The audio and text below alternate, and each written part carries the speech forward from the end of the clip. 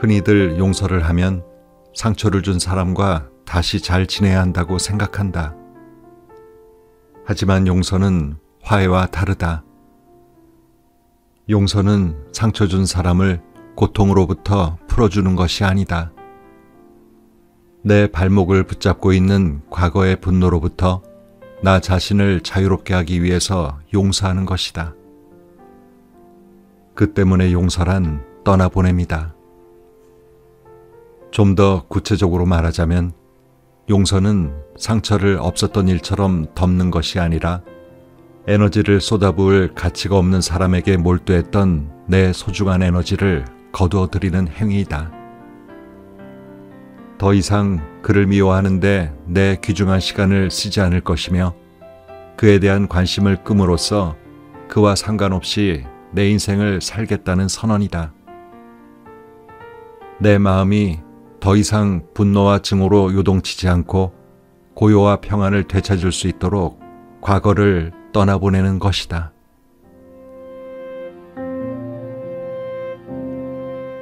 책 읽는 다락방의 죄입니다. 오늘은 정신분석 전문이면서 만일 내가 인생을 다시 산다면이란 책으로 많은 독자들로부터 큰 사랑을 받았던 김혜남 작가의 생각이 너무 많은 어른들을 위한 심리학이란 책을 소개해 드리려고 합니다. 이 책은 저자가 2011년에 쓴 어른으로 산다는 것이 10만 부 베스트셀러가 된 것을 기념해서 펴낸 전면 개정 증보판인데요.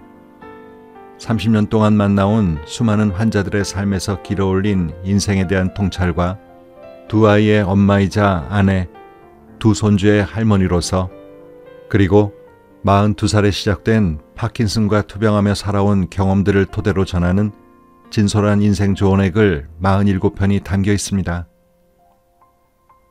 살다 보면 중요한 결정을 해야만 하는 순간들과 마주하게 되고 이때마다 우리는 나름 신중의 신중을 기하게 되죠.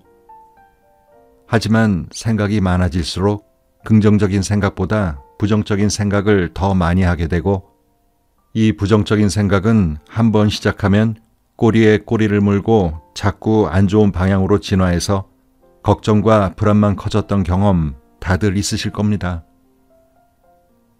이에 대해 저자는 프롤로그에서 이런 조언을 합니다. 나는 지난 30여 년 동안 정신분석 전문의로 일하며 수많은 환자들을 만나왔다. 그들은 대부분 자신과 타인과 세상에 대해 부정적이었다. 그리고 자신은 사랑받을 만한 가치가 없는 사람이라며 스스로를 비하하고 내일이 오지 않았으면 좋겠다고 했다. 그런데 놀랍게도 그들은 정신분석 치료를 받으며 매번 부정적인 생각을 하게 되는 원인들을 찾아냄으로써 캄캄한 동굴을 스스로 빠져나왔다. 불행한 어린 시절, 사랑받지 못한 과거 등 바꿀 수 없는 것들을 바꾸려고 해봐야 고통스러울 뿐임을 깨닫게 된 것이다. 그러자 똑같은 상황을 다르게 바라볼 수 있게 되었고 그 결과 그들은 달라지기 시작했다.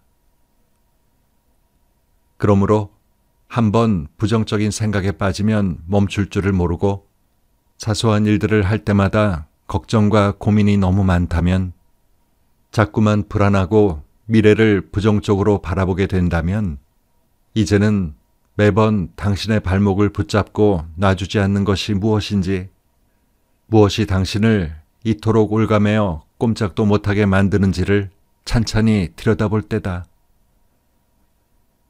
부정적인 생각을 하게 되는 근본 원인을 찾아 그것을 해결해야만 생각의 함정에 빠지지 않을 수 있고 좀 더 후회 없는 인생을 만들어갈 수 있기 때문이다.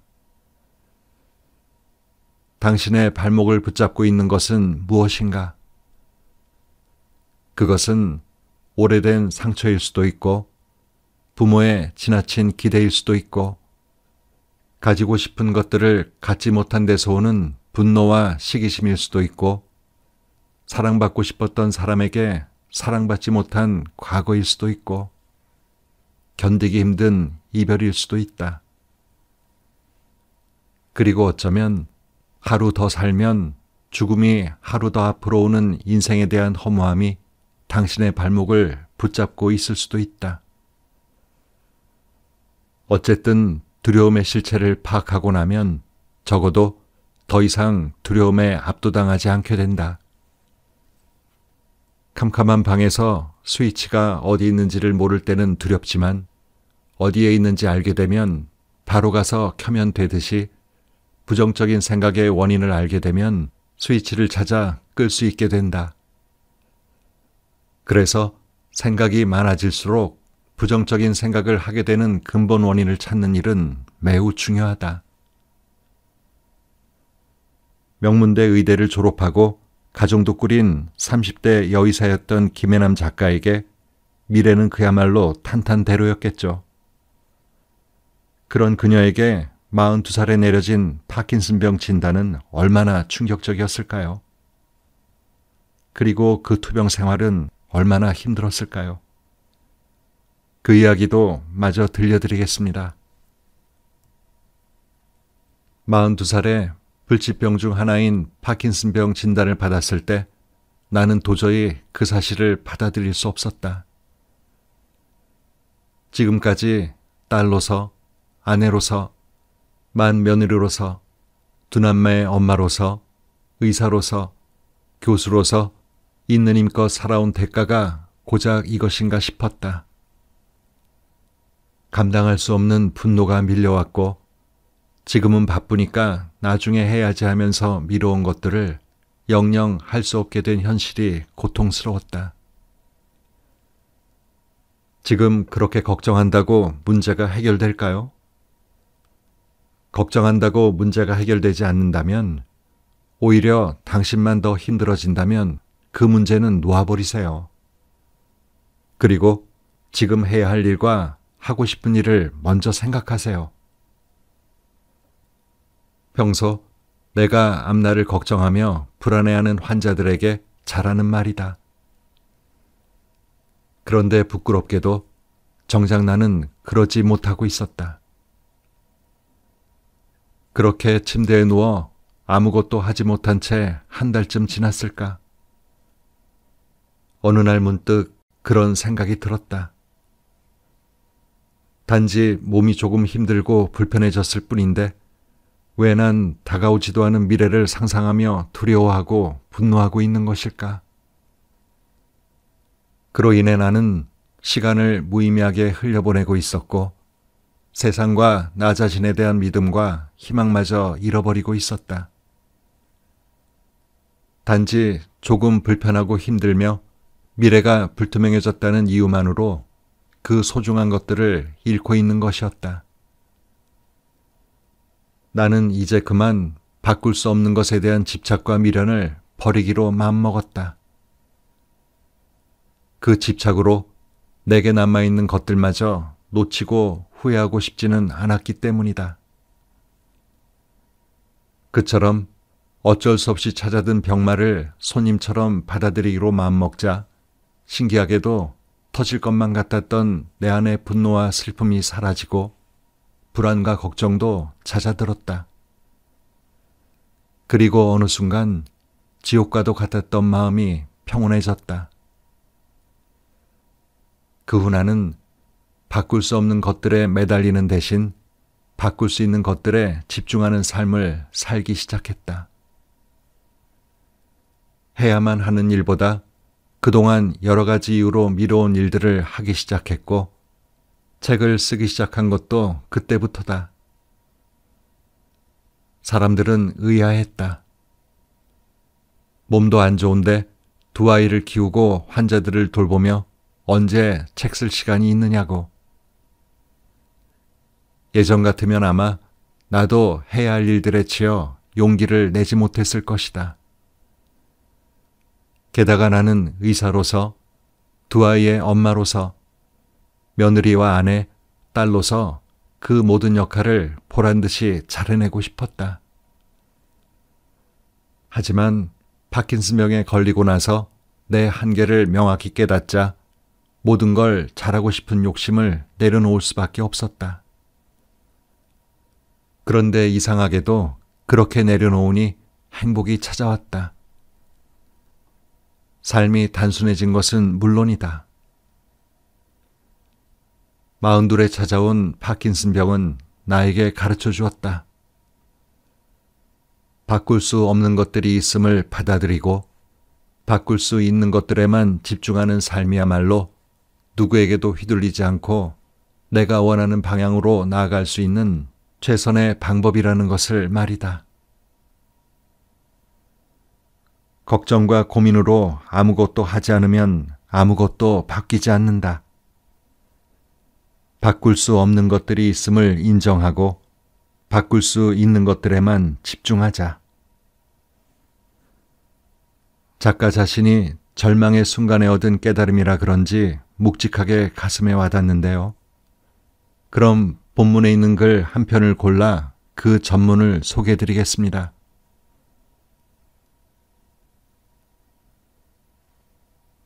결국 환자들을 울게 만든 말.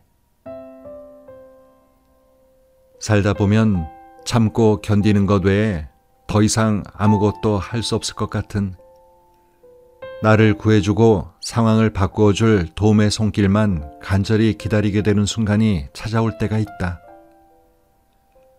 그러면 나 자신이 너무 초라하고 보잘것없게 여겨지면서 무력감을 느끼게 된다.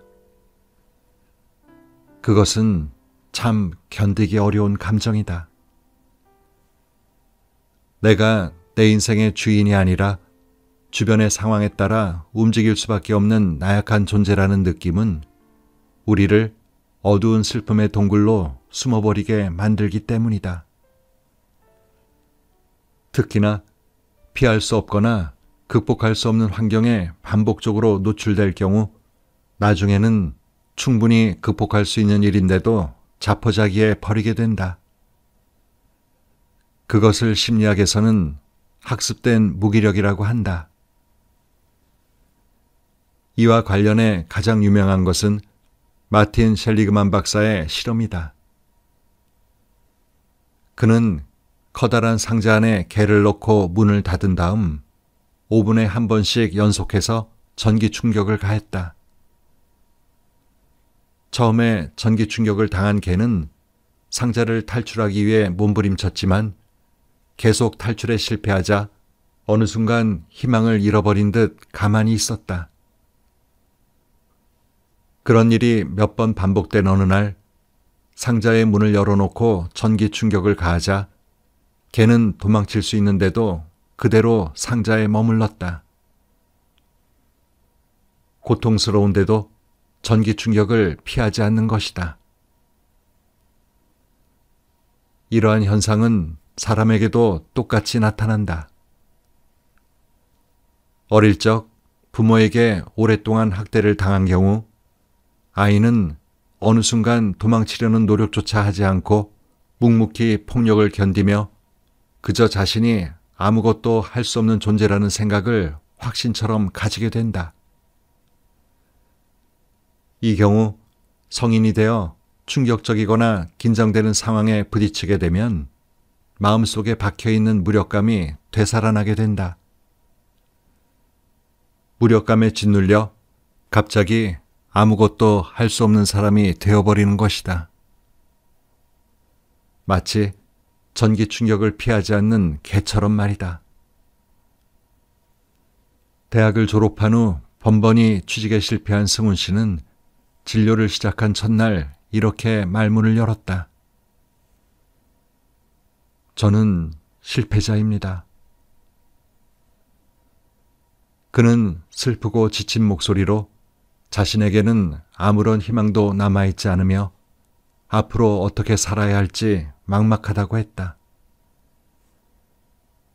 요즘엔 잠도 제대로 못 자고 이유 없이 살이 빠지면서 취업과 관련해서도 강한 회의가 느껴진다고 했다. 그에겐 비슷한 경험이 이전에도 몇 번 있었는데 맨 처음은 고등학교 3학년 때였다. 대학 입시를 앞두고 공부에 집중이 안 되고 자꾸 몸이 아프더니 결국 성적이 떨어져서 목표하는 대학에 가지 못했다. 물론 그때는 남들도 다 겪는 고산병이겠거니 하면서 대수롭지 않게 생각했다. 대학에 들어간 뒤 동아리 활동을 열심히 해서 선후배들로부터 인정을 받았고, 그러면서 학교 생활이 즐거워지자 학점이 안 나와도 개의치 않았다. 그러나 3학년이 되었을 때 동아리 회장으로 추대되면서 불안해지기 시작했다. 우여곡절 끝에 회장직을 맡긴 했지만 회장이 되면 옆에서 도와주겠다고 약속한 친구들이 공부를 이유로 하나둘씩 동아리에 안 나오자 배신감이 들고 화가 치밀었다. 그는 동아리를 제대로 이끌 수 있을지 자신이 없어졌고 급기야 동아리방 문만 봐도 가슴이 쿵쾅거렸다. 결국 그는 학기 중간에 덜컥 휴학계를 내고 군에 입대해버렸다. 결과적으로 볼 때 그는 대학 입시, 동아리 회장 등 성취해야 할 일을 앞두고 자꾸만 뒷걸음질 쳤다. 취업하기 위해 여기저기 원서를 넣고 면접을 보고 있는 지금도 마찬가지였다. 왜 그는 중요한 기회가 주어질 때마다 자신감을 잃고 해낼 수 없을 거라 생각하며 뒷걸음질 친 걸까? 그의 습관적인 무기력은 어디에서 비롯된 것일까? 알고 보니 그 시작은 4살 때부터였다. 그의 머릿속에는 당시 아버지의 사업이 부도를 맞으면서 사람들이 집으로 찾아와 행패를 부리고 어머니가 울던 장면이 또렷이 박혀있다. 비교적 유복하고 어려움 없이 살던 아버지에게 경제적 몰락은 견딜 수 없는 충격이었다. 아버지는 그 충격을 이기지 못해 술에 절어 살면서 세상을 욕하고 자신의 실패를 모두 세상 탓으로 돌렸다. 그리고 술을 마시면 어김없이 집에 들어와 아내와 자식들을 때리면서 그 감정을 풀었다. 우울하고 병약한 어머니는 어린 아들인 승훈 씨에게 전적으로 의지하기 시작했다. 그러자 그는 장남으로서 불쌍한 어머니를 보호해야 한다는 책임을 느꼈다. 반드시 집안을 일으켜서 어머니를 기쁘게 해드리고 싶은 마음에 악착같이 공부했다. 하지만 아버지는 그 노력을 인정해 주기는커녕 조그만 실수만 저질러도 입에 담지 못할 욕을 하며 때리기 일쑤였다. 전교 1등을 해도 마찬가지였다. 아직도 그는 아버지가 한 말을 마음에 담고 있었다. 그따위 학교에서 1등한 게 잘한 거냐? 이런 환경에서 자란 그에게 전반적인 기분을 지배하는 무기력이 학습된 과정은 다음과 같다. 그는 먼저 가족들의 힘으로는 어찌할 수 없는 경제적 몰락에 충격을 받고 세상이 무섭다는 사실을 처음 배운다. 그 다음 한숨 짓고 우울해하는 어머니로 인해 그의 무력감은 한층 더 학습된다. 게다가 난폭한 아버지에게 당하고만 있는 어머니를 보호하지 못하는 자신이 더욱 초라하고 무기력하게 느껴진다.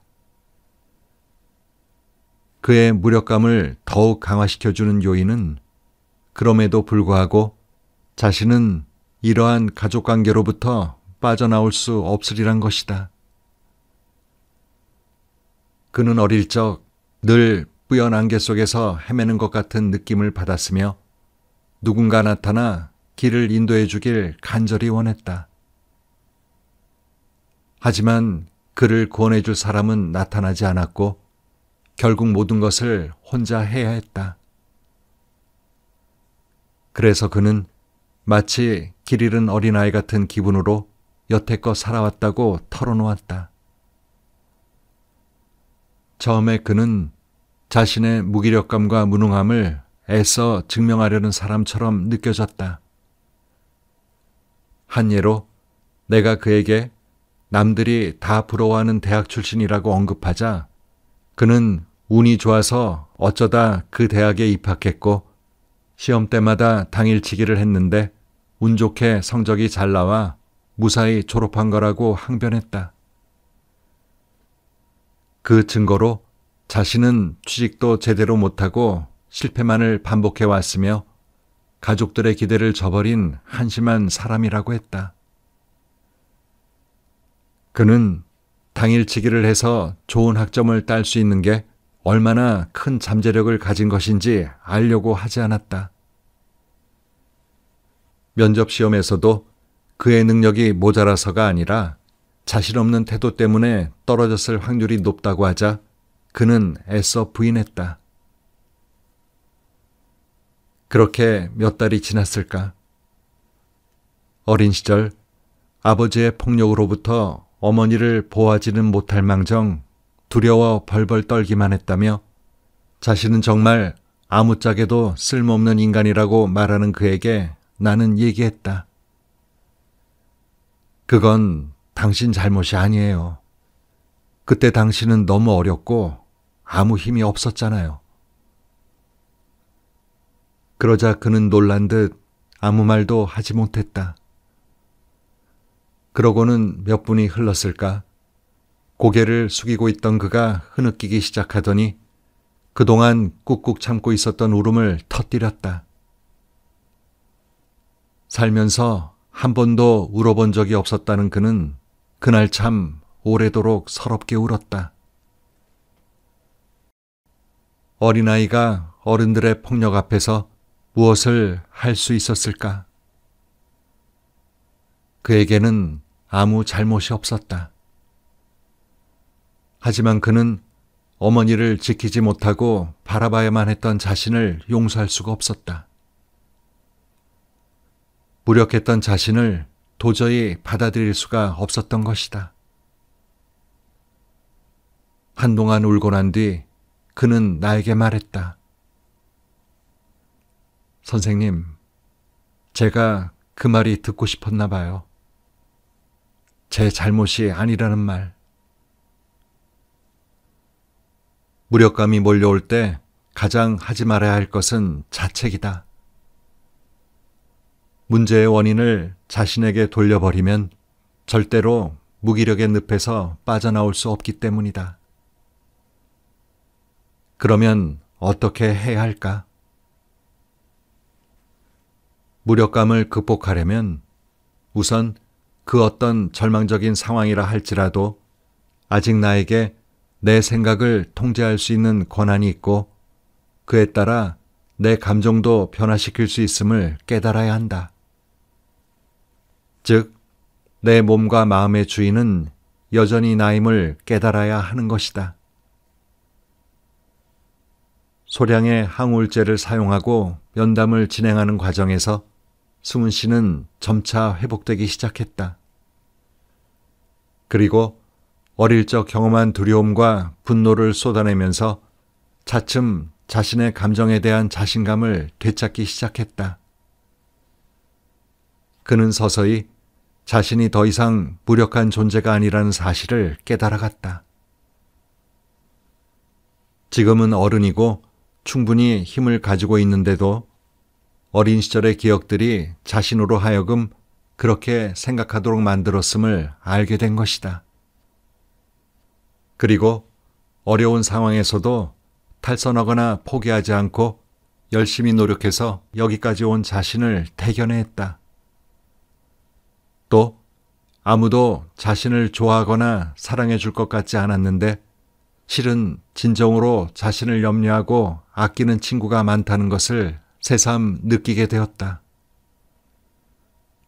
그러던 어느 날 그는 나에게 말했다.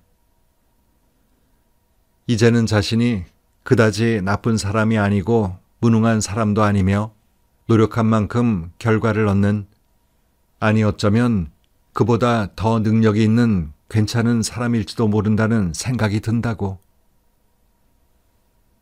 그 말을 하는 그의 얼굴은 그 어느 때보다도 빛나 보였다. 한동안 승훈 씨를 둘러싼 상황은 전혀 변한 게 없었다.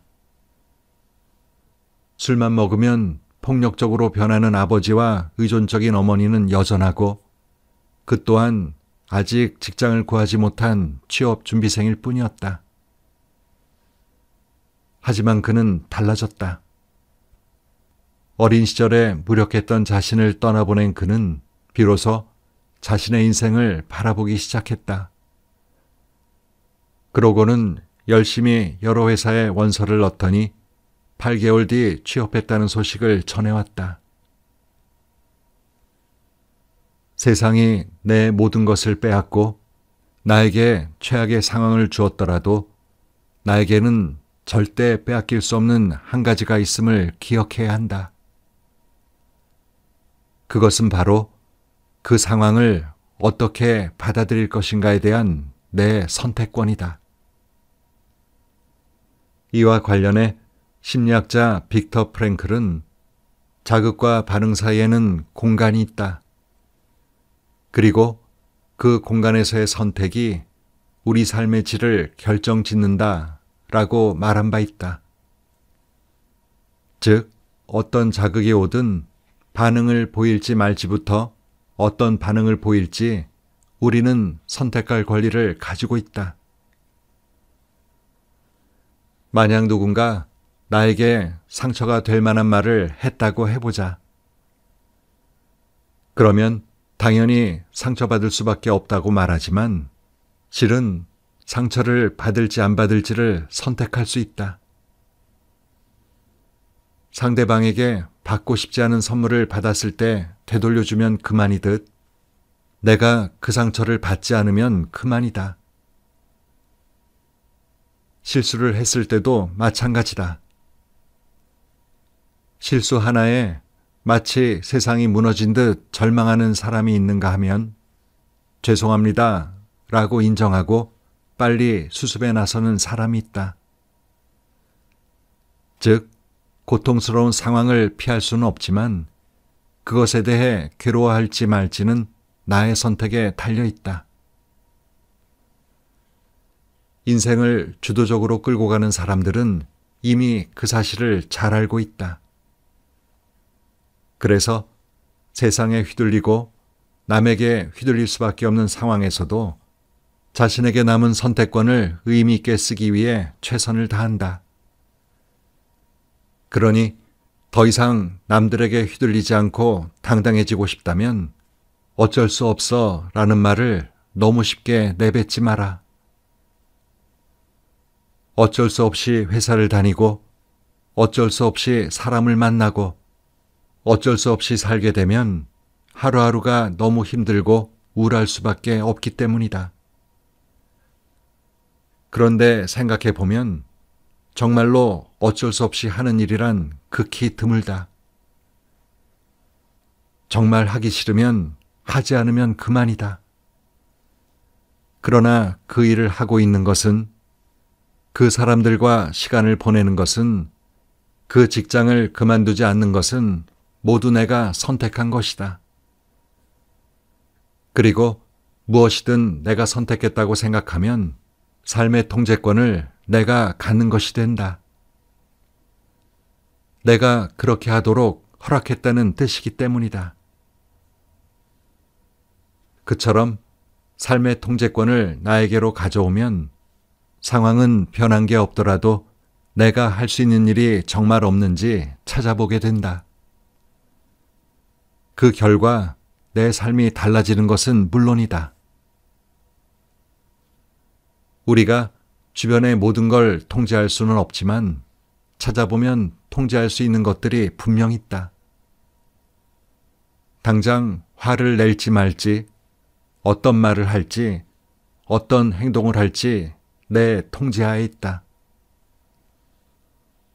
오늘 하루 어떻게 살지도 내가 결정할 수 있다. 친구를 만날 수도 있고 공부를 할 수도 있고 나 자신에게 근사한 저녁을 대접할 수도 있다. 똑같은 시간이라도 내가 그 시간을 무엇으로 채우느냐에 따라 삶의 질이 달라질 수 있다는 말이다. 당신은 당신의 인생에 누구를 허락하고 무엇을 허락하고 싶은가?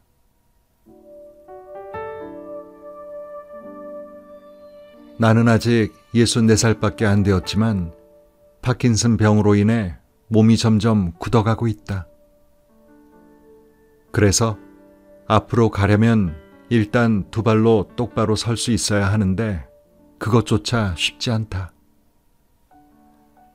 한 발을 떼고 또 다른 발을 떼기 전에 균형을 잃고 넘어지는 경우도 많다. 두 발로 신나게 뛰어본 게 언제인지 모르겠다.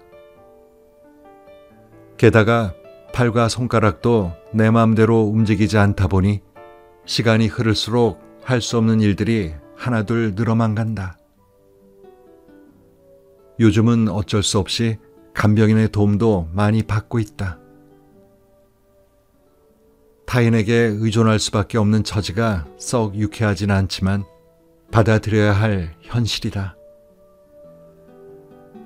하지만 그럴수록 나는 지금 이 순간에 무엇을 할 것인가 신중히 선택하고 결정한다.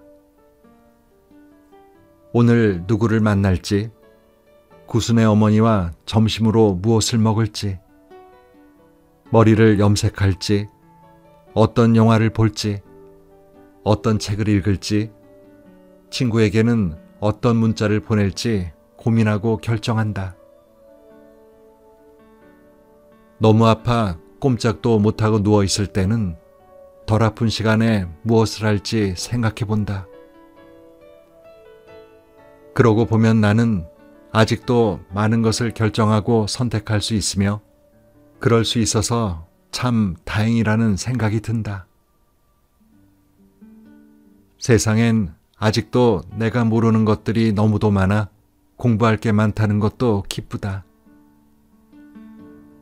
기왕 오늘 나는 눈을 떴고 일어났으니 재미있게 살면서 좋은 추억들을 많이 만들어야겠다.